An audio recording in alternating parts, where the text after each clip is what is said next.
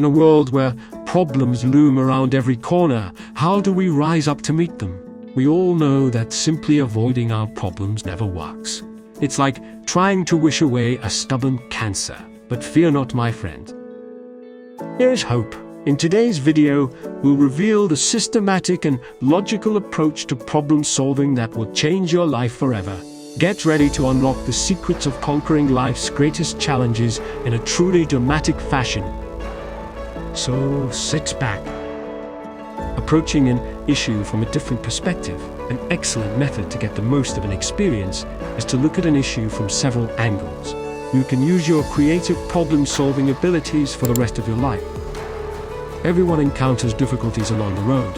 We have a few options if we get lost when riding a bike or in a car. We can halt and get instructions from someone. We can get a map out and see the surroundings from here. We can phone in advance and get advice on what to watch out for to assist us navigate in our endeavor to get back on track. We will benefit in various ways from each strategy. Another thing is whenever a tricky or problematic situation strikes and you try to tackle it, you might be saving yourself from a huge problem in the future. For instance, when you know that the house may catch fire, you will get a fire extinguisher. You wouldn't let the house catch fire. The point is that problems can also be taken as opportunities that will help you solve bigger problems. However, if you are a lazy person, then of course, problems will always remain a problem, no matter how small it is. Patience is required to understand the issue and how to approach it. In other words, don't go crazy. Maintaining a solid and balanced picture of a barrier is essential. I've always disliked taking tests. My fingers would sweat, my mind would race, and I would constantly wonder what would happen if I failed. This was a personal devil that I had to deal with throughout my official schooling, but I overcame it. Here are 15 problem-solving tips. Maintain an optimistic attitude. Smile. When confronted with a challenging situation, the first thing you should do is maintain a good attitude. Our first reaction to uncertainty is often fear. That's pretty natural. Nevertheless, I've understood through the years that it is the uncertainty that has fueled our desire to try new things and reach for the stars. Don't be afraid of the problem. Consider it an opportunity to learn something new and put your skills and wit to the test.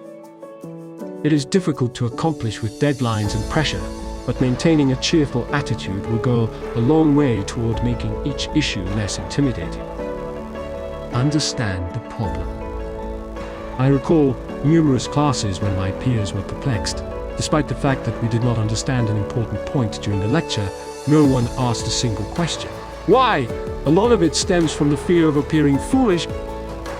Most of the time I find individuals do have the same questions that I do, but for some reason are too hesitant to ask them. In any case, before you can solve an issue, you must first comprehend it. If you don't understand anything, ask as many questions as you need to. Don't be embarrassed. You are not a moron. There are no foolish questions, just ones for which you do not have an answer. Open your mind. According to an old adage, if all you have is a hammer, everything becomes a nail. The way you've always done things may not necessarily work in all situations. A hammer is useful for pulling nails out of wood and driving them into wood, but it should not be used to pick up leaves or unscrew a rusted bolt. There are better tools available for these tasks. In life, I find there are often many solutions to a given problem. Some are more powerful than others. Some are more suitable than others. When presented with a difficult situation, don't assume you know the solution right away. Don't draw any inferences. Undervalue an issue. Sometimes the problem we're attempting to tackle isn't even the true problem. It might be a symptom rather than the cause. In order to address an issue, we may need to gaze down on it from above. From a different perspective, we may realize that the problem we have been focusing on is actually a subset of a larger problem that necessitates a whole other strategy. Find the actual problem before attempting to implement a solution. Only once you comprehend the situation in its fullness and context can you decide on the best path of action. Describe the issue completely. Allow a few minutes to characterize the problem. First, determine what the problem isn't about. Determine the source of the problem. When you properly grasp the situation, you may already know what instruments to employ or which remedies to avoid, since they are ineffective. When presented with an issue, we often mistake it for something it isn't and hence adopt the incorrect answer. It is generally more useful to ensure you grasp the problem, its symptoms and causes before proceeding. Inquire about what, where, why, when, how, and who. Write down the problem, draw diagrams and make lists and plans and so on. Consider your options logically. Straightforward issues seldom need a strategy. Do you remember Spock from Star Trek? I'm a Trekkie who grew up watching the TV program in the 1960C. That shifted my viewpoint. Spock was a logical antithesis to Kirk, who possessed the passion, spit, and intelligence to lead the Enterprise. They collaborated as a group, given a complicated situation, or one which entails an extended time frame. Having an executable plan stating what has to be done is vital. The plan serves as a reminder to you of what needs to happen and when, as well as a communication tool for everyone involved. Dependencies must be disclosed. Making a strategy involves thinking through all of the difficulties rationally and identifying all of the essential factors. Problems and restrictions. Look for parallels. This is similar to pattern recognition. This is something I enjoy doing. Whenever you're confronted with a problem, consider whether it has similar qualities to another problem you have addressed. Problems can disguise themselves inside their setting, yet the underlying issue remains the same. If you discover that you have a problem that is similar to another, you may be able to use the solution you used to solve the other problem.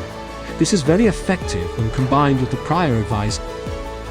When a problem is split down into its basic elements, you'll notice that some of these parts appear frequently elsewhere. Errors happen. Making errors and addressing problems frequently go hand in hand. Sometimes, in order to identify the best answer to a problem, we must first eliminate 100 lousy ideas. This procedure was perfected by Thomas Edison. With every idea he created, he tried 1,000 different things that didn't work. The most essential thing to remember here is that errors are okay. Don't be disheartened. Don't be disheartened. Don't become frustrated. Utilize the errors as stepping stones to the desired solution. If you have gone through 100 possibilities to no avail, you have discovered 100 reasons not to accomplish something rather than 100 failures. Keep your emotions under check. Emotions and stress can sometimes impair our reasoning and judgment. Don't let them affect your judgment. Problems are best solved rationally in most circumstances. Try having a sensible mentality and allow your thinking rule your action. Before taking action, go over the problem in your thoughts and determine the measures that are necessary to fix the situation. If you notice yourself becoming overly emotional, take a minute to cool down first. Take a break from the task and try again another day. Concentrate on the big picture. This is similar to visualizing the answer. Remember when you were a kid and someone would give you tracing games, such as a maze? The goal of problem solving is to go from one state to another. This is referred to as traveling the solution route. Getting from the start state to the final state is not always as clear as recognizing how the end state might be reached from the start state. This is similar to traveling using a map in that we may either trace a path from where we are to where we want to go, or start from the destination and move backwards. In many circumstances, I find it helpful to start with the final goal in mind and then move backwards. If you don't achieve, start over. Issues and hurdles do not necessarily resolve themselves on the first, second, or third pass. This is similar to transferring to college. From my perspective, it is a challenging task to handle. In order to solve any problem, several iterations may be required. Testing solutions can show gaps and flaws that have not been addressed via evaluation and from several viewpoints. You can go back and redo any of the previous stages. Solutions can change and improve over time. Be truthful and realistic. One of the major hazards we face while addressing problems is believing in a solution more than the facts reflect. There are decisions to be made depending on the facts you have or can easily discover. We must be truthful to ourselves and our ideals. It is okay to take a risk. Not all of the answers depicted can be stated in numbers and facts. There is benefit in making a decision. Taking a solution too seriously or personally, on the other hand, may lead to us skipping the rigor and testing. It, too, is a choice. When does enough testing become enough?